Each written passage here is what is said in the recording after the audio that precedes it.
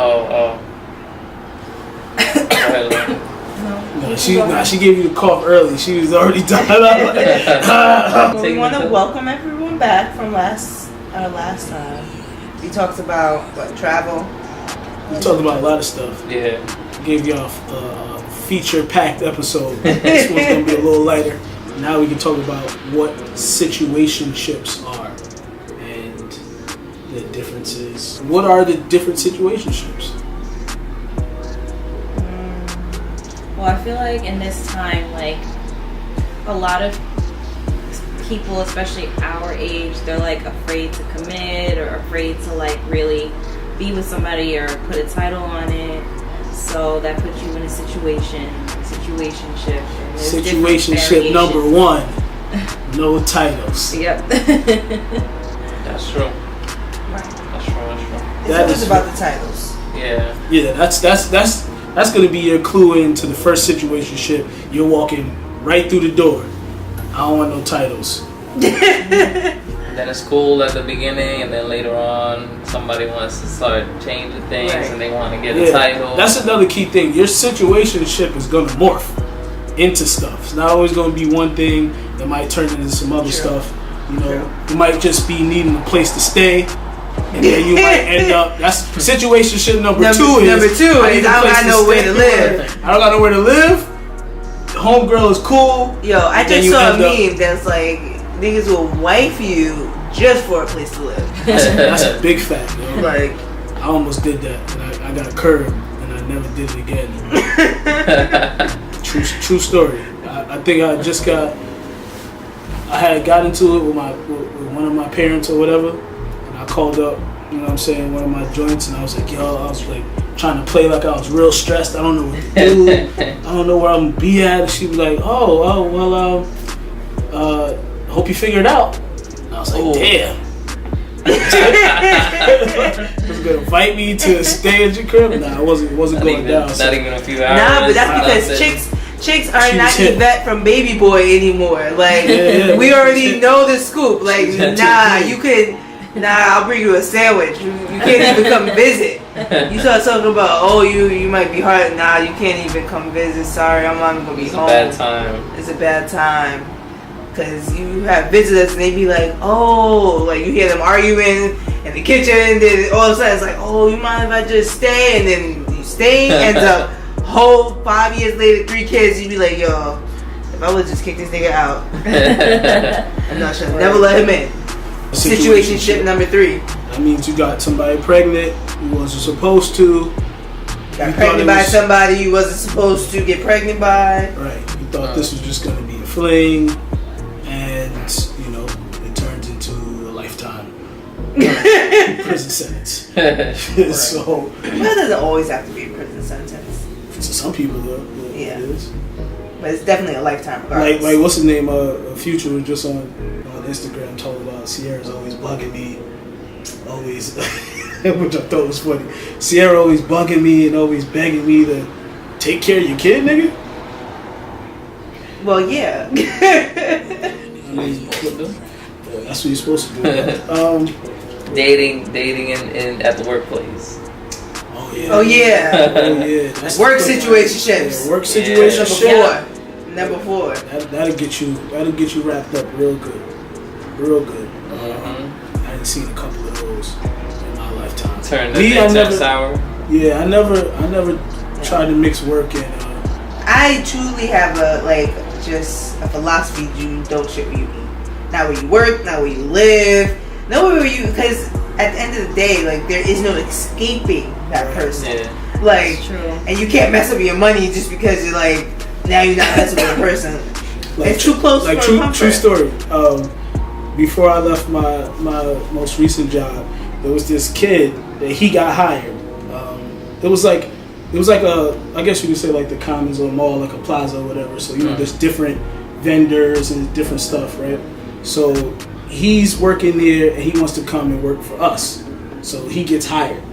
Then a girl that he was working with at his place, he was telling her, I could get you a job, but you gotta, you know what I'm saying, you gotta let me smash. Like, that was the deal. Now his dumb ass got her the job first got her hired, and then he wanted to go collect, and she dumped this shit like, nah, I got the job already. So he, we had this whole big thing where he was stalking her, and he was, calling her all types of B words and all this crazy stuff, like while he was working there. And it's like, so that's a whole nother, situationship that ended up turning into something sour, and that's the reason why you really shouldn't do it. Like, for me personally, I think it doesn't work in situations. Well, it does work if you do it the right way. I mean, if you do it the right way, but you should have got it before you got a job. Mm-hmm. That way, I mean, it's still kind of messy. It's very messy. But you got what you wanted. She got what she wanted. I guess that's the quid pro quo. I mean, quid pro quo. That actually works, but that's not what went down. No, it usually doesn't. It usually doesn't work. So I mean, if you could get it off, you can get it off. But I definitely learned that shit the hard way. It's not worth it. Yeah, it's too much. It's too much. It's like it ends up being like super jealous. He like going around. It's like you start talking to somebody, and all of a sudden, when you start going out with them, it's like now everybody wants to talk to that person. Yep, and then everybody knows your business, because then you can't escape that person. You're in the workplace with them, and then then I guess if you talk to people at work, then you end up telling them things, and he ends up telling them things, and then everybody's in your business. Who's team who against team who, and it's it becomes a part of the workplace. Like, this is not a reality loving hip hop. Yeah, so that's one of the worst situationships you can find yourself in. It's just don't shit where you eat. You know what I'm saying? Like my thing was always, if like a person was leaving, then I would talk to them because I know you're leaving, so I don't have to see you no more. Yeah. That's usually when I would make my move. Like, I'm working here, or if I know I'm leaving, like I'm getting like holiday season, like you go, you know what I'm saying, you be the little temp, you be the little temp worker, you go in there, get your numbers off, and then you bounce. You know what I'm saying? Like you can do it like that too. But if you there for the long haul, it usually never, unless you end up marrying that person, usually, and even then, like that's a whole nother situationship when you end up like being in a long-term relationship with somebody that you actually work with. It's just a pain. It's just a pain in the ass. Like, you see somebody eventually ends up needing to move on because it's just too close. Like, to live, it's really hard to live and work with someone every single see them day, all day, because it's like, when do you ever really get time to like just woosah? Like, a lot of times when you go to work, whether you like it or not, it's a compartment where you can kind of just like, okay, focus. You gotta be like focused, and then got the same person that's been ignoring you all night. Like, here, y'all be on the sales floor ready to dump. Like, okay, back up. Especially situations where like you have like somebody that you was dealing with, and now you're dealing with somebody else, and y'all all work together. That's like, even messy. Like, we had situations where chicks then came in off the shift. Like, where is this person? Like, Steve?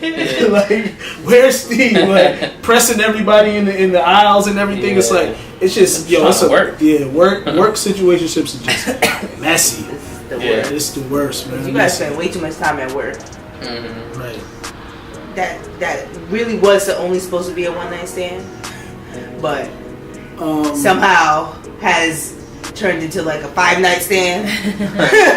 And it's like this isn't, because that's just a clear situation where it's like y'all are just fucking, but y'all not talking at all, and it's like, is this like, okay? Like a situation where you don't know how to exit. Yeah, like you don't really know how to exit. Yeah, like, this wasn't supposed to go on this long. It was supposed to only happen once. Like, once or twice, a fling here and there, but then it's like you keep coming back. And I mean, I guess we can get into like, how do you find yourself in the situationships? I guess this is the perfect lead-in.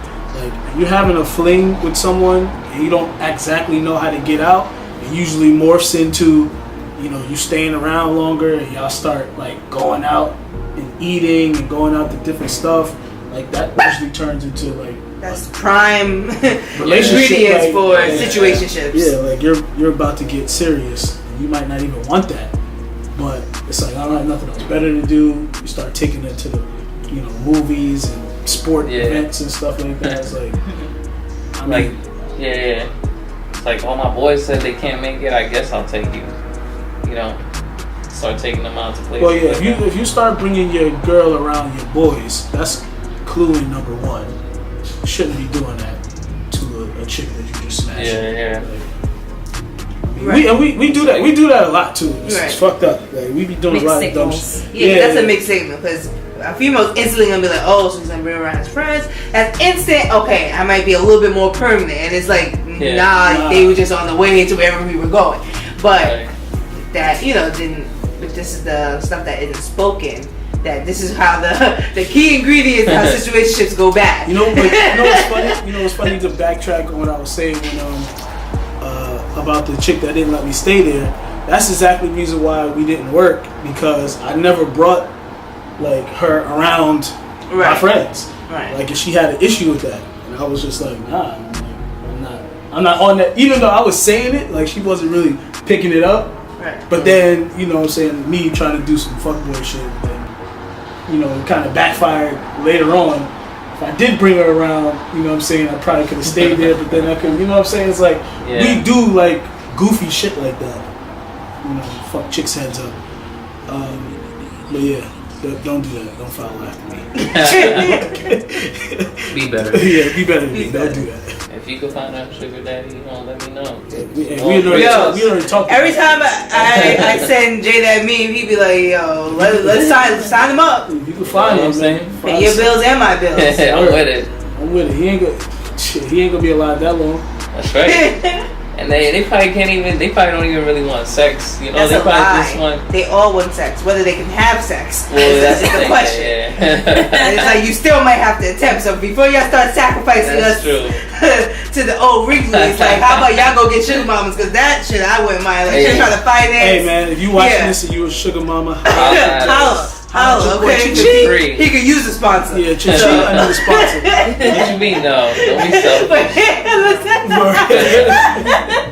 Yo, your sugar mama. A lot is like, wait, hold on. Speak for yourself. I'm not sharing Jeff with no sugar mamas. 2 for 1. A 2 for 1 over here. I mean, how long these old niggas gonna last anyway? 5 minutes. Right, that's true. True. I can do a lot of emotion in 5 minutes, so.